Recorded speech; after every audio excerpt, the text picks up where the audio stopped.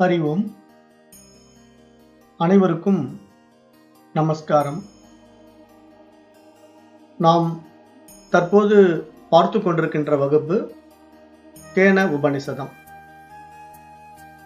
இப்போ இந்த கேன உபனிஷத்தில் கடந்த வகுப்புகள் மூலமாக 2 அத்தியாயங்களை பார்த்து முடிச்சிட்டோம். கடைசியா 2வது அத்தியாயத்திலே 5 மந்திரங்களையும் பார்த்து நிறைவு செய்தோம். இப்போ அடுத்தது நம்ம 3வது அத்தியாயத்தை பார்க்க இருக்கின்றோம். இப்போ இந்த 3வது அத்தியாயத்தில் ஒரு 12 மந்திரங்கள் இருக்கு, ஒரு 12 பாடல்கள். இப்போ இந்த 12மே என்ன பண்ணுதுன்னா ஒரு கதையை சொல்லுது, ஒரு அழகான கதையா வடிவமைக்கப்பட்டிருக்கு. ஒவ்வொரு மந்திரத்திலையும் ஒவ்வொரு விதமான கருத்துக்களை உள்ளடக்கியதான உரைநடைகள் இருக்கு. அதை நம்ம விளக்கமாக எடுத்து சொல்லும்போது உரைநடையில சொல்லலாம். ஆனால் இப்போ அதனால் நம்ம என்ன பண்ண போறோம்னா, இந்த 3வது அத்தியாயத்தில் இருக்கக்கூடிய இந்த 12 மந்திரங்களும் நம்ம சமஸ்கிருதத்தில் படிக்க போறது இல்லை. ஏன் அப்படின்னா, இப்போ நம்ம சமஸ்கிருத மொழியில படித்தோம் அப்படின்னா அது ஒரு 2 லைன் 3 லைன் படிப்போம். அதற்குண்டான விளக்கமும் ஒரு 2-3 லைன் இருக்கும். அது ஒரு கதையை பற்றிய கருத்து. அடுத்தது அதே மாதிரி 2வது மந்திரமும் ஒரு 2-3 லைன் படிப்போம். அது அந்த கதையை பற்றிய கருத்து. இப்படியே நம்ம விட்டு விட்டா படிக்கும்போது அந்த கதை நமக்கு ஒரு முழுமைத்தன்மையை அடையாது. அது புக்ஸில் படிக்கும்போது ஓகே, பட் நம்ம இந்த மாதிரி கிளாஸில் வரும்போது நம்ம கதையை முழுசாக அப்படியே கேட்கறது தான் நல்லாயிருக்கும். அதனால் நம்ம என்ன பண்ண போகிறோம்னா, இந்த 3வது அத்தியாயத்தில் இருக்கின்ற 12 மந்திரங்களும் ஒரு அருமையான கதையை விளக்குவதாக அமைக்கப்பட்டிருக்கின்றது. அந்த கதையை நம்ம நேரடியாக பார்க்க போகிறோம். மந்திரங்களை படிக்க போவது கிடையாது. நம்ம பார்ப்போம். இப்போ இந்த 3வது அத்தியாயம் ஆன்மாவே ஆதாரம் என்பதாக சொல்லுது. எல்லாவற்றுக்கும் ஆதாரமாக ஆன்மா தான் இருக்கிறது என்று சொல்லுது. இப்போ பொதுவாக நம்ம நடைமுறையில் பார்க்கும்போது அசைகின்ற பொருட்களுக்கு பின்னால் அசையாத ஒன்று ஆதாரமாக இருக்க வேண்டும் என்று நமக்கு தெரியுது. எப்படி அப்படின்னு பார்த்தீங்கன்னா, இப்போ ரயில் தண்டவாளம் அசையாமல் இருக்கு, அதன் மீது ரயில் அசைந்து கொண்டு போகிறது. அப்போ அசையாத ரயில் தண்டவாளத்தின் மீது ரயில் அசைந்து கொண்டு போவதை நம்ம பார்க்கிறோம். அது மாதிரி திரைப்படம் போனோம்னா அங்கே ஒரு வெள்ளை திரை அசையாமல் இருக்கும். அந்த வெள்ளை திரையின் மீது அசைகின்ற படம் ஓடிக்கிட்டு இருக்கும். இதுதான் இயற்கையினுடைய நேதி. இப்படித்தான் இருக்கும். எல்லாமே அப்படிதான், அசையாம ஒன்று இருக்கும். அதனுடைய அதிஷ்டானத்துல தான் எல்லாமே அசைய முடியும். இதுதான் ஆன்மாவிற்கும் மனதுக்கும் உள்ள வித்தியாசம். இயற்கையே அப்படிதான் படைக்கப்பட்டிருக்கு. அந்த அறிவு என்றைக்கும் அசையாது. ஆனா அந்த அறிவின் மீது, ஆன்மாவின் மீது இந்த மனசு அசையுது. அதனால இங்க உலகம் நமக்கு விரியுது. இப்படிதான் இந்த விஷயங்கள் எல்லாம் வெளிப்படுத்தி பார்க்கிறோம். இப்ப இங்க நம்முடைய மனதும் உடலும் சேர்ந்து இருப்பதற்கு பின்னாடி, இப்ப நம்ம மனம் உடலும் சேர்ந்து இயங்குவதற்கு பின்னாடி அதற்கு ஆதாரமாக அசையாத அந்த ஆன்மா இருக்கிறது என்று இந்த மந்திரம் சொல்லுது. இந்த உபநிஷத்தினுடைய 3வது அத்தியாயம் அதுதான் சொல்ல வருது. ஆன்மாவே எல்லாவற்றுக்கும் ஆதாரம் என்பதாக பேசுது. அந்த அடிப்படையில் இங்க அசையாத ஆதாரமாக ஆன்மா இருக்கிறது. அந்த ஆன்மாவின் மீது இந்த உடலும் மனமும் அசைகின்றது என்று நம்ம புரிந்து கொள்ள வேண்டும். அப்போ ஆன்மாவின் காரணமாகத்தான் எல்லா விதமான உடல் மன இயக்கங்களும் நடைபெறுகின்றன என்பதை ஒரு கதையின் மூலமாக இந்த அத்தியாயம் விளக்குகின்றது. இப்போ இந்த கதையை நம்ம எப்படி பார்க்க போறோம்னா, நம்ம ஏற்கனவே தெரிஞ்ச கதை தான். அது தேவர்களுக்கும் அரக்கர்களுக்கும் அமிர்தம் எடுப்பதற்காக கடைவாங்க. அப்படி கடைஞ்சி எடுக்கும்போது அங்கே அமிர்தம் வந்துடும். அது ஒரு தாத்பரியம். அந்த கதை எப்படின்னா, அமிர்தம் என்றாலே அங்கே மரணமற்ற நிலை, மரணமற்ற வாழ்க்கை என்று நம்ம புரிஞ்சுக்கணும். அமிர்தம் சாப்பிட்டுட்டு அப்படியே அந்த உடம்போடு இருக்கிற அந்த படத்தில் அல்லது சினிமாவில் அல்லது கதையில் எடுத்திருப்பாங்க. அப்படியெல்லாம் உண்மையில் கிடையாது. உண்மையில் ஒரு மனிதன் அமிர்தத்தை சாப்பிட்டுட்டு சாகாமல் இருப்பானா, இங்கே அமிர்தம் அப்படிங்கிற வார்த்தைக்கே அந்த ஆன்மாவை தான் குறிக்குது. ஆன்மாவாக மாறுகின்ற நிலை, அந்த இறைவனாக இருக்கின்ற நிலைப்பாடு, அது ஒரு தாத்பரியமாக அந்த கதை எடுக்கப்பட்டிருக்கும். அந்த மாதிரி ஒரு கதையில இப்போ அந்த வாசுகிங்கிற பாம்பை வச்சு மலையை கடையும் போது அமிர்தம் கிடைக்கும். அந்த அமிர்தம் தேவர்களுக்கா அரக்கர்களுக்கான சண்டை வந்துடும். அப்புறம் அந்த சண்டையை தீர்த்து வச்சு அது தேவர்களுக்கு கிடைக்கிற மாதிரி அந்த பகவான் நாராயணன் வந்து செய்கிற மாதிரிலாம் கதை இருக்கும். அந்த கதை வந்து ஒரு தனி டாபிக், நம்ம அதுக்குள்ள போக வேண்டாம். இப்போ இந்த கதைக்கு வருவோம்.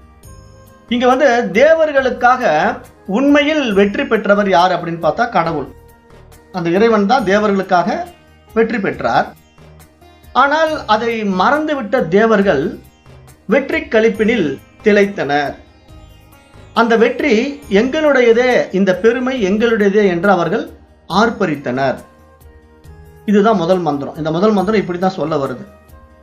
அப்ப நம்ம இந்த மாதிரி ஒவ்வொரு மந்திரமும் நம்ம சான்ஸ்கிரிட்ல படிச்சுட்டு திருப்பி தமிழ்ல படிச்சுட்டு இருக்க வேண்டாமே, நேரடியாக கதைக்கு போயிடலாம் அப்படின்ட்டு நான் வந்து மந்திரங்களை பூரா விட்டுட்டேன்.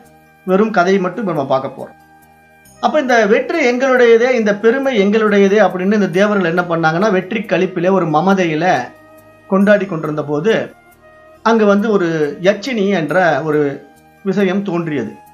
யட்சினி அப்படின்னா அதுக்கு என்ன அர்த்தம்னா, இரவில் கூட கண்கள் தெரியும் என்ற அர்த்தம். யட்சன் யட்சினி அப்படின்னு எப்படி வேணா எடுத்துக்கலாம். யட்சன் என்றால் ஆண்பால், யட்சினி என்றால் பெண்பால். பகல்ல வந்து நமக்கு கண் தெரியும், மனிதர்களாகிய நமக்கு. இரவுல நமக்கு கண் தெரியாது. ஆனா இரவுல வந்து ஆந்தைக்கு கண் தெரியும், அதுக்கு பகல்ல கண் தெரியாது. ஆனா எல்லா நேரங்களிலும் கண்ணு தெரியணும்னா அது ஒரு வித்தியாசமான விஷயமா இருக்கு இல்லையா?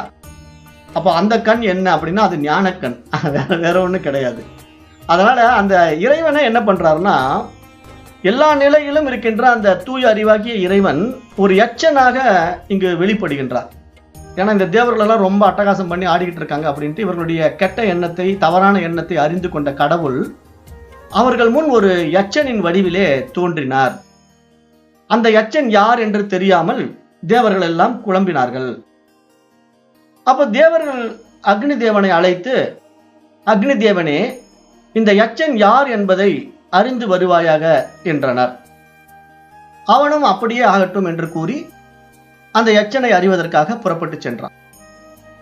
தேவர்கள் கூறியதை கேட்ட அக்னி தேவன் யட்சனிடம் விரைந்தான்.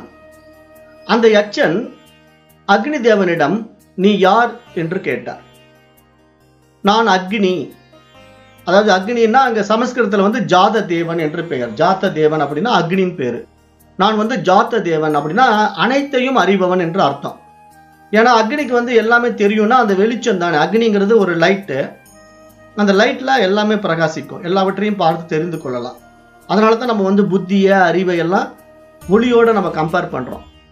அந்த ஒளியோட கம்பேர் பண்ணுவதற்கு காரணம் என்னன்னா, அது எல்லாவற்றையும் அறியக்கூடிய ஜாத்த தேவன் என்று பெயர். அப்போ அது நீ யார் என்று அந்த யட்சன் வந்து கேள்வி கேட்ட உடனே, நான் அக்னி, நான் ஜாத்த தேவன் என்று அக்னி தேவன் பதிலளித்தான். அக்னி தேவன் இந்த மாதிரி பதிலளித்த உடனே அந்த யட்சன் கேட்கிறாரு, சரி உன்னிடம் என்ன சக்தி இருக்கிறது என்று யட்சன் கேட்டார். அதற்கு அக்னி தேவன், இந்த பூமியில் உள்ள எல்லாவற்றையும் என்னால் எரித்து விட முடியும் என்று பதிலளித்தான். அந்த யட்சன் அக்னி தேவனின் முன்னால் ஒரு தர்பை புல்லை வைத்து, எங்கே இதனை எரி என்றார். அக்னி தேவனும் விரைவாக அந்த புல்லை அணுகினான். ஆனால் அவனால் அதனை எரிக்க முடியவில்லை. ஏன்னா இங்க வந்து அவன் ஆணவத்துல என்னால எல்லாவற்றையும் எரித்து விட முடியும், நான் அக்னி தேவன், எல்லாவற்றையும் எரிப்பேன் என்றுதானே சொன்னான். உன்னுடைய சக்தி என்ன அப்படின்னு அவர் கேட்ட உடனே, நான் எல்லாவற்றையும் எரிக்கக்கூடியவன், எல்லாவற்றையும் அறியக்கூடியவன் அப்படின்னு சொன்னான். அப்ப அப்படிப்பட்டவன் எல்லாவற்றையும் எரிக்க முடியும்னா எங்க இந்த தர்ப புல்லை எரிச்சு காட்டு அப்படின்னு சொல்லி யட்சன் எடுத்து ஒரு தர்ப புல்லை போட்ட உடனே அவன் அதை எரிக்க முயற்சி செய்து பார்த்தான். அவனால் எரிக்க முடியவில்லை. அப்ப அவன் என்ன பண்றான், அந்த தோல்வியை ஒப்புக்கொண்டு விரைவாக திரும்பி விட்டான். இனிமேல் நம்ம இங்க இருந்தா மரியாதை இல்லை அப்படின்ட்டு. பிறகு தேவர்களிடம் சென்று அந்த யட்சன் யார் என்பதை என்னால் அறிய முடியவில்லை என்று தன்னுடைய இயலாமையை தெரிவித்து விட்டான். இப்ப இந்த நிலையை கேள்விப்பட்ட தேவர்கள், சரி ஓகே, அக்னி தேவனால முடியல, வாயு தேவனை அனுப்புங்க, வாயு தேவன் போய் பார்த்துட்டு வரட்டும் அப்படிங்கிறாங்க. அப்போ வாயு தேவனும் அந்த யட்சன் இருக்கக்கூடிய இடத்துக்கு போறாரு. அவரு கிட்ட போன உடனே நீ யார் என்று யட்சனை கேட்கிறார். நான் யாருங்கிறது இருக்கட்டும், நீ யார் அப்படின்னு யட்சன் கேட்கிறார். அப்போ வாயு தேவன் சொல்றான், நான் எல்லாவற்றையும் அசைக்கக்கூடியவன், எல்லாவற்றையும் பிரட்டி போடுபவன், அவ்வளவு சக்தி படைத்தவன் நான் என்று சொல்றான். சரி அப்படியே இருக்கட்டும், எங்க இந்த தர்பை புல் இங்க போட்டு வச்சிருக்கேன், கொஞ்ச நேரத்துக்கு முன்னாடி தான் அக்னி வந்து இதை எரிக்க பார்த்தா முடியல, நீ வந்து முயற்சி பண்ணி பாரு அப்படின்னு சொல்லி யட்சன் வந்து வாயு பகவான் கிட்ட சொல்றாரு. அப்போ வாயு பகவான் என்ன பண்றாருன்னா, இந்த பூமியில் உள்ள எல்லாத்தையும் என்னால தூக்கி அசைக்க முடியுங்கிற ஒரு அகங்காரத்துல பேசினவரு அந்த யட்சன் வாயு தேவன் முன்னால் போட்ட புல்லை பார்த்து தன்னுடைய வாயினால் ஊதி அசைக்க பார்த்தான். அந்த புல்லை அணுகி அசைக்க பார்த்தான். அவனால் அந்த புல்லை சிறிது கூட அசைக்க முடியவில்லை. அங்கிருந்து கொஞ்சம் கூட நகர்த்த கூட முடியல. அப்போ அவன் வெட்கி தலை குனிந்து அந்த வாயு தேவன் என்ன பண்ணிட்டான்னா, இது நம்மளால முடியலையே அப்படின்னு ஒரு இயலாமையை ஒப்புக்கொண்டு அவனும் தேவர்களிடமே திரும்பி விட்டான். அந்த தேவர்களிடம் சென்று அவன் என்ன சொல்றான்னா, யட்சன் யார் என்பதை என்னாலும் அறிய முடியவில்லை என்று வருத்தத்துடன் தெரிவித்து விட்டான். இந்த நிலையில தேவர்கள் எல்லாம் என்ன பண்ணிட்டாங்கன்னா, என்னடா இது அக்னி தேவனாலையும் முடியலங்கிறாங்க, வாயு தேவனாலையும் முடியலங்கிறாங்க, சரி இதுக்கெல்லாம் தலைவனாக இருக்கக்கூடிய இந்திரனே போகட்டுமே அப்படின்னு சொல்லிட்டு இந்திரனை கூப்பிடுறாங்க. இந்திரனே நீ வா அப்படின்ட்டு. அந்த யட்சன் யார் என்று அறிந்து வா என்று தேவர்கள் கூறியதை ஏற்றுக்கொண்டு அப்படியே ஆகட்டும் என்று அவனும் யட்சனை நோக்கி விரைந்தான். அப்ப இந்திரன் போய் பார்க்கிறான். ஆனால் அதற்குள் அந்த யட்சன் அங்கிருந்து மறைந்து விட்டான். அந்த யட்சன் மறைந்து விட்ட நிலையை பார்த்த உடனே அந்த இந்திரனுக்கு ஒண்ணுமே புரியல. அந்த நிலையிலே இந்த பொன் ஆபரணங்களை அணிந்து மிகுந்த அழகுடன் தோன்றிய உமாதேவியை வானத்திலே இந்திரன் கண்டான். அவளிடம் இந்த யட்சன் யார் என்று கேட்டான். உடனே அந்த உமாதேவி, இதை பற்றி நான் விளக்க வேண்டிய அவசியம் இருக்கின்றது, நான் இதை மிக பெரிய விஷயமாக விளக்க வேண்டும் என்று சொல்ல வருகிறாள். அதுக்கு முன்னாடி நம்ம என்ன பண்ண போறோம்னா, இப்போ இந்த கதையை பற்றி புரிந்து கொள்ள போறோம். உமாதேவியை அவன் சந்தித்து இந்த யட்சன் யார் என்று கேட்க ஆரம்பிக்கும் போது உமாதேவி ஒரு விளக்கம் கொடுக்க போறா. அப்படி அந்த விளக்கம் வந்து ஒரு அத்தியாயமாக வருது. அதுல ஒரு 9 மந்திரங்கள் இருக்கு. நம்ம அதை பின்னாடி பார்க்க போறோம். அதுதான் 4வது அத்தியாயம். இப்ப இந்த 3வது அத்தியாயத்துல இந்த 12 பாடல்கள்லயும் இந்த கதை தான் சொல்லப்பட்டிருக்கு. இப்ப இது வரைக்கும் நான் சொன்ன கதையே தான் இந்த பாடல்கள் 12 பாடல்கள்லயும் வரும். இப்ப இந்த பாடல் மூலமா நம்ம என்ன புரிஞ்சுக்கிட்டோம் அப்படின்னா, நம்ம யதார்த்தமா பார்க்கும்போது இந்த கதை வந்து ஒரு அற்புதமான சம்பவத்தை விளக்கும் விதமாக தேவர்களுக்கும் பரம புருஷன் வந்து பாடம் புகட்டிய கதையாக நமக்கு பார்க்க முடிகிறது. தேவர்களுக்கும் தேவர்களின் தலைவனான இந்திரனுக்கும் இதர பிரஜாபதிகளான அக்னி, வாயு, வருணன் ஆகியோருக்கும் அவர்கள் அகத்தில் தோன்றா கடவுளான புருஷன் அவர்களின் கர்வத்தை அடக்கி பாடம் புகட்டிய சம்பவத்தை இந்த கதை வர்ணிக்கிறது. இந்த கதையை நம்ம பார்க்கும்போது நம்மை போன்ற மனிதர்கள் பலரும் படித்து புரிந்து கொண்டு எப்போதும் நினைவில் இருத்திக் கொள்ள வேண்டிய ஒரு கதையாகவும் இது இருக்கின்றது. தேவர்கள், இந்திரன் போன்ற இவர்கள் அந்த யட்சனிடம் மாட்டிக்கொண்டு படுகின்ற அவர்களுடைய பாடே இப்படி என்றால், அற்ப மனிதர்களாகிய நம்மை போன்றவர்கள் எவ்வாறு அது போன்ற விஷயங்களை எல்லாம் நாம் கையாள முடியும் என்ற கவலையும் நம்ம இடத்தில் வருவதாக இந்த கதை அமைக்கப்பட்டிருக்கு. ஆனால் இந்த கதையினுடைய நோக்கம் வந்து பாமரனும் படித்து புரிந்து கொள்ளும் விதமாக ஒரு யதார்த்தமான கதையாக எழுதப்பட்டிருக்கு. ஆனா இதனுடைய பின்னாடி ஒரு மிகப்பெரிய தாத்பரியம் ஒளிந்து கொண்டிருக்கு. பொதுவாக நம்மை போன்ற மனிதர்கள் எல்லாம் என்ன பண்றோம்னா, நாம் செய்கின்ற செயல்கள் எல்லாமே ஏதோ நம்மாலே நடந்தது போல எண்ணிக்கொள்கிறோம். நம்ம எந்த ஒரு செயல் செய்தாலும் அது என்னால தான் நடந்துச்சு அப்படிங்கிற மாதிரி நம்ம எண்ணிக்கொள்கிறோம். ஆனா அப்படி எதுவும் உண்மையில் நம்மால் நடப்பதில்லை என்று சாஸ்திரம் ஏற்கனவே கூறியது. நமக்கு பின்னால் இருந்து கொண்டு அந்த தூய அறிவுத்தான் எல்லாவற்றையும் நடத்துகின்றது என்று நமக்கு இதே சாஸ்திரம் சுட்டி காட்டியது. ஆனால் நாமும் அதை அறியாமல் என்ன பண்றோம், நம்மிடத்தில் இருக்கின்ற மனச்சுயம், ஈகோ வந்து எல்லாவற்றையும் நாமே தான் செய்கின்றோம், நாமே தான் அறிகின்றோம் அப்படிங்கிற ஒரு அகங்காரத்தை நம்ம வெளிப்படுத்தி கொண்டே இருக்கின்றோம். இதுதான் நம்முடைய சுபாவமாக, மனிதருடைய சுபாவமாக இருக்கின்றது. ஆனால் நாம் யாராலோ இயக்கப்படுகின்றோம். அவைகள் எல்லாம் யாரால்?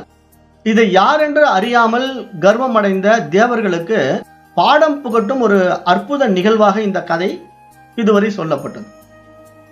அப்ப இந்த கதையில் நமக்கு என்ன புரிஞ்சுக்கிறோம், தேவர்களுக்கே வந்து ஒரு பாடம் புகட்டுவதான ஒரு கதையாக இது அமைக்கப்பட்டிருக்கிறத பார்க்கும்போது ஒரு பாமரனுக்கு எல்லாமே அந்த தெய்வ சக்தியினால தான் முடியும், தேவர்கள் வந்து அந்த தெய்வத்துக்கு கீழே தான் அப்படிங்கிற மாதிரி இந்த கதை வந்து அமைக்கப்பட்டிருக்கிறத வைத்துக்கொண்டு அப்ப நம்ம இங்க ஒரு அகங்காரமா இல்லாம அந்த இறைவனுக்கு நம்ம கட்டுப்பட்டு இருக்க வேண்டும் என்பது போல நம்ம புரிந்து கொள்கிறோம்.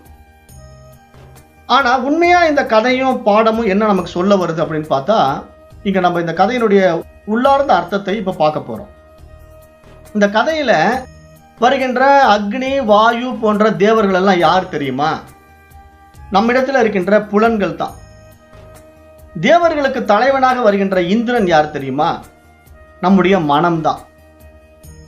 அதைத்தான் இங்க உருவகப்படுத்தப்பட்டு கதையாக மாற்றப்பட்டிருக்கு. இந்த உபநிஷத்துல இப்படிப்பட்ட ஒரு கதையை ஏன் கொண்டு வந்தார்கள் என்று பார்த்தா, இங்க மனதினாலும் புலன்களாலும் அந்த இறைவனை அறிய முடியாது.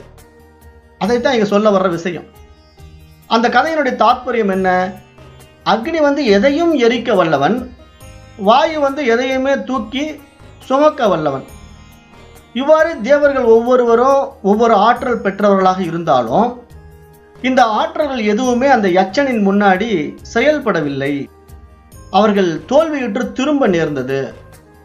இறைவன் தந்த வெற்றியை தங்கள் திறமையால் வந்த வெற்றியாக எண்ணியதின் விளைவுதான் அது. இது அவர்களுக்கு பாடம் புகட்ட விரும்பிய இறைவன் தமது ஆற்றலை அவர்களிடமிருந்து விலக்கி கொண்டார். எனவே தேவர்களால் எதையும் செய்ய இயலவில்லை. அக்னியால் எரிக்க முடியவில்லை, வாயுவால் ஒரு துரும்பை கூட அசைக்க முடியவில்லை. அதாவது இங்க தேவர்கள் நம்முடைய புலன்களுக்கு உருவகப்படுத்தப்பட்டிருக்கின்றார்கள். எப்படின்னா, நம்ம ஏற்கனவே நம்முடைய ஒவ்வொரு புலன்களும் ஒவ்வொரு தெய்வாம்சம் பொருந்திய விஷயமாக நம்ம பார்க்கிறோம். தன்னை அறியும் தத்துவம் அப்படிங்கிற ஒரு புக்கில் நமக்கு கண்ணு அக்னி அப்படிங்கிற மாதிரியும், ஒவ்வொரு புலன்களுக்கும் ஒவ்வொரு தேவதையை நம்ம அந்த பாடத்தில் விளக்கமாக சொல்லியிருப்போம். அந்த தேவதைகள் பூரா நம்ம தேவர்களாக தான் பார்க்குறோம். ஏன்னா அதுதான் நமக்கு செயல்படுவதற்கான சக்தியை கொடுக்குது. அப்போ இங்கே தேவர்களை புலன்களுக்கு உருவகமாக நம்ம எடுத்துக்கொள்கிறோம். கண்கள் காண்கின்றன, காதுகள் கேட்கின்றன, கால்கள் நடக்கின்றன. இவ்வாறு ஒவ்வொரு புலனுமே தங்களுக்கு ஏற்றவாறு ஒரு ஆற்றலை பெற்று இயங்கிக் கொண்டிருக்கின்றன. ஏன்னா இங்க எல்லா சக்தியும் அந்த இறைவனிடத்திலிருந்து தான் வெளிப்படுது. நாம் அதை தேவர்கள் என்று சொல்றோம்.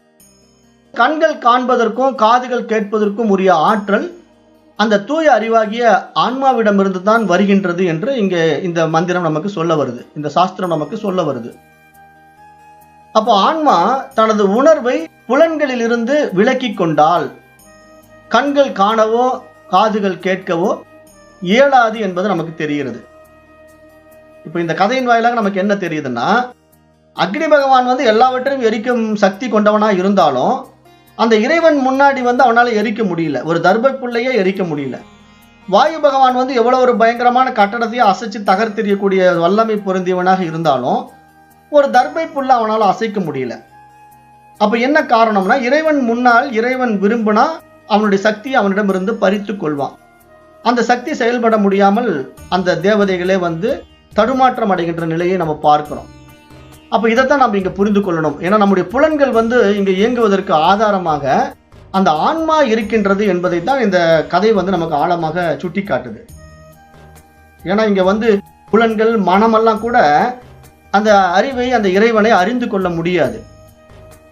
இதுக்கு மரணம் இதற்கு ஒரு உதாரணமா பார்க்கலாம்.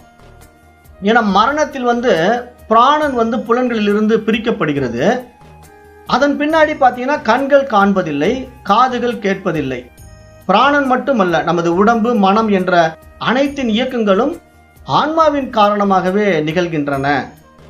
ஆன்ம உணர்வு ஆதாரமாக இல்லை என்றால் புலன்களோ மனவோ அங்கு வேலை செய்யாது என்பது தான் நம்ம பார்க்க முடியுது. அப்போ நமக்கு பின்னால், நமது உடல் மன சேர்க்கைக்கு பின்னால் இருப்பது ஆன்மா. அப்ப எல்லா இயக்கங்களும் நடைபெறுவது ஆன்மாவால் மட்டுமே என்பதுதான் இந்த கதை தருகின்ற பாடமாக நம்ம பார்க்கிறோம்.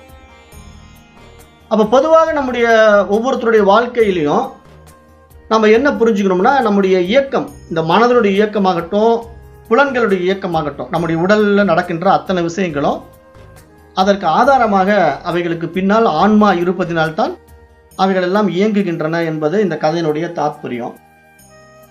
கதை எப்படி நமக்கு கொண்டு போச்சு அப்படின்னு பார்த்தீங்கன்னா, இப்ப புலன்களை நம்ம ஒவ்வொரு தேவதைகளா பார்த்தோம். அக்னி பகவான் போய் பார்க்கும்போது அந்த தர்பப்புல்ல எரிக்க முடியல, வந்துட்டாரு. வாயு பகவான் போய் அந்த தர்பப்புல் அசைக்க பார்த்தாரு, அவராலே அசைக்க முடியல, வந்துட்டாரு. அப்ப இந்த தோல்வியின் காரணம் என்னன்னா, அவர்கள் அகங்காரத்துல நான் தான் இதை செய்கின்றேன் என்று ஆணவத்திலே போகும்போது அவருடைய சக்தியை இறைவன் பறித்து விட்டான். அதனால அக்னி பகவானால எரிக்க முடியல, வாயு பகவானால அதை அசைக்க முடியலங்கிறத நம்ம பார்த்தது மாதிரி, இங்க இந்திரன் போனான் பாத்தீங்களா? இந்திரன் வந்து இந்த எல்லா தேவதைகளுக்கும் தலைவனா இருக்கிறான். அவன் தான் மனசு. அப்ப அந்த மனசு போன உடனே இறைவன் மறைந்து விட்டான் அப்படிங்கிற ஒரு விஷயம் வருது பாத்தீங்களா இந்த கதையில. யட்சன் வந்து இந்த மனதை பார்த்த உடனே தன்னை மறைத்து கொண்டான் அப்படின்னு புரியுது. அப்ப ஏன் மறைத்து கொண்டான் அப்படின்னா, இப்ப புலன்களுக்கு ஆதாரமா மனம் இருக்கலாம், ஆனா மனதிற்கு ஆதாரமாக அந்த அறிவு தான் இருக்கு. ஆனா அந்த அறிவை அறிய முடியாமல் மனம் அகங்காரம் அடையும் போது அந்த அறிவு தன்னை மறைத்து கொள்ளும். அந்த அறிவு வந்து எந்த விதத்திலும் மனதிற்கு காட்டி கொடுக்காது. அதுதான் இங்க தாத்பரியம். இந்த கதையினுடைய தாத்பரியம் என்னன்னா, மனசு வந்து எப்பெல்லாம் அகங்காரத்துல ஆடிக்கிட்டு இருக்கோ அப்போ அந்த அறிவை நம்ம அறிய முடியாது, அது தன்னை மறைத்து கொள்ளும். அதுதான் இங்க யட்சன் வந்து தன்னை மறைத்து கொண்டான்ங்கிற மாதிரி இந்த கதை வந்து ஊடகமாக அமைக்கப்பட்டிருக்கு. அப்ப நாம என்ன செய்யணும்? இப்போ இங்க வந்து நம்ம முதல்ல இந்த மனதையும் புலன்களும் யாரால இயங்குது என்று நம்ம பார்த்தா எல்லாம் அந்த ஆன்மாவினாலே, அந்த தூய அறிவினால தான் இயங்குது அப்படின்னு நம்ம தெரிஞ்சுக்கிட்டோம் அப்படின்னா, நம்ம முழுமையா அவனிடத்துல நம்மளை ஒப்படைக்கிறது தான் இங்க சிறப்பு. ஏன்னா நம்ம ஒவ்வொருத்தரும் நம்முடைய வாழ்க்கையில உயரும் போது எல்லாம் அவனுடைய செயல் என்று அகந்தை இல்லாமல் அந்த பணிவு வரும்போது மட்டும்தான் நம்முடைய வாழ்க்கை வந்து ஒரு வளமான வாழ்க்கையாக மாறும். எல்லாவற்றையும் அந்த இறைவனுக்கு அர்ப்பணித்து வாழும் குணம் கொண்டவர்கள் மட்டும்தான் என்றென்றும் எல்லா காலங்களிலும் அழியாத அமிர்தத்துவ நிலையை அடைகின்றார்கள் என்று சாஸ்திரம் சொல்லுது. அப்ப இங்க அமிர்தம் அப்படிங்கிற ஒரு விஷயம் நம்ம பார்த்தோம் ஆரம்பத்திலேயே. தேவர்களுக்காகவும் அரக்கர்களுக்காகவும் அமிர்தம் வந்து எடுக்கப்பட்டது. அந்த அமிர்தம் யாருக்கு கிடைக்க வேண்டும் என்று இறைவன் தீர்மானித்தான். அப்ப அவன் ஏன் தேவர்களுக்கு கொடுத்தான், அரக்கர்களுக்கு கொடுக்காம? அதுதான் இங்க பாயிண்ட். ஒரு சூட்சம ரகசியம் இருக்கு. அரக்கர்கள் வந்து கெட்ட மனம் படைத்தவர்கள், அவர்கள் வந்து மன தூய்மையே இல்லாதவர்கள், அவர்களுக்கு வந்து மரணமில்லா பெருநிலையை கொடுக்க முடியாது. அப்ப யாருக்கு அமிர்தம் கிடைக்கும்? நல்ல மனம் படைத்தவர்களுக்கு, நல்லவர்களுக்கு தான் அந்த அமிர்தம் கிடைக்கும்.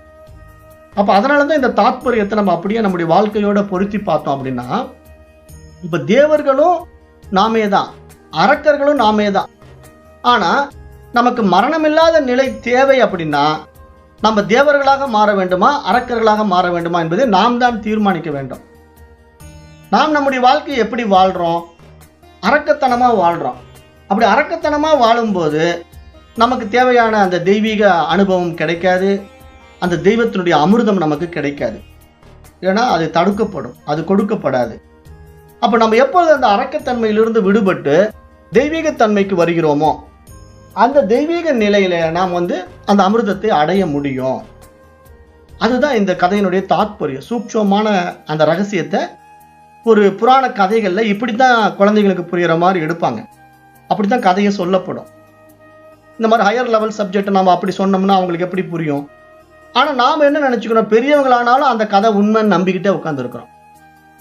அதுலதான் நம்ம கொஞ்சம் மாறுபடணும். ஏன்னா இங்க தெய்வீகத்தன்மை படைத்தவர்களுக்கு தான் இந்த அமிர்தம் கிடைக்கும். அந்த மனதில் கெட்ட புத்தி உள்ளவனுக்கு அமிர்தம் கிடைக்காது. அமிர்தம் என்பது இரவா பெருநிலை, மரணமற்ற நிலை அப்படின்னு புரிஞ்சுக்கணும். ஏன்னா அவங்களுக்கு தான் அமிர்தம் கிடைக்கும். அதை தான் இந்த கதை வந்து நமக்கு சொல்லுது. இப்ப இந்த கதை தான் வந்து விட்டு விட்டா அந்த 12 மந்திரங்கள்லையும் அந்த 12 பாடல்களிலும் சொல்லப்பட்டிருக்கு. நம்ம அதை ஒவ்வொரு பாடலா படிச்சு நம்ம இந்த கதையை சொன்ன போனோம்னா அதுவே ஒரு வாரம் ஓடும். அதனால அந்த 12 மந்திரங்களுடைய தாத்பரியத்தை அப்படியே எடுத்து ஒரு கதையாக இருக்குது. அந்த கதையை அப்படியே உங்களுக்கு சொல்லிட்டேன். அந்த கதையினுடைய பாடம் என்ன, அந்த கதை என்ன நமக்கு பாடம் புகட்டுது அப்படின்னு பார்க்கும்போது அது ஆன்மாவிற்கும் மனதிற்கும் உள்ள தொடர்பை விளக்குது. அப்ப அது எல்லாவற்றுக்கும் பின்னால் வந்து அந்த ஆன்மா தான் இருக்குது அப்படிங்கிறத நம்ம புரிந்து கொண்டா நம்முடைய வாழ்க்கை ஆனந்தமாக மாறும் என்றுதான் இங்க கதை கூற வருகின்ற கருத்தாகவும் நம்ம பார்க்கிறோம். அப்போ நம்ம வந்து இப்போ 3வது அத்தியாயத்தை நம்ம நிறைவு செய்து விட்டோம். இப்போ இன்றைய வகுப்பிலே நம்ம வந்து 3வது அத்தியாயத்தை நிறைவு செய்து விட்டோம். கதை தான் முக்கியமா இன்றைக்கு நம்ம பார்த்துட்டோம். ரொம்ப சிம்பிளாகவும் உங்களுக்கு எளிமையா புரியுற மாதிரியும் அந்த கதையை மட்டும் நான் எடுத்து உங்களுக்கு புரிய வச்சுட்டேன். அப்போ இங்க இந்த தாத்பரியம் இதுதான். இந்த கதையினுடைய தாத்பரியம் இவ்வளவுதான் விஷயம். தேவி வந்து உமாதேவி வந்து இந்திரன் பார்த்தான் அப்படிங்கிற ஒரு விஷயம் இருக்கு இல்லையா, அது வந்து எப்படி, அந்த உமாதேவி என்ன சொல்ல போறாங்க அப்படிங்கிறதெல்லாம் நமக்கு நாளைக்கு வரக்கூடிய அந்த தேவி உணர்த்திய உண்மையாக சில மந்திரங்கள் இருக்கு. அதை 4வது அத்தியாயத்துல நம்ம பார்க்கலாம். இப்போ நம்ம நாளைக்கு 4வது அத்தியாயம் வச்சுக்கலாம். இப்போ இன்றைக்கு நம்ம இந்த வகுப்பை இத்தோடு நம்ம நிறைவு செய்யலாம். அப்போ இன்றைய வகுப்பை நான் இத்துடன் நிறைவு செய்கின்றேன். நன்றி. ஓம் தத்சத்.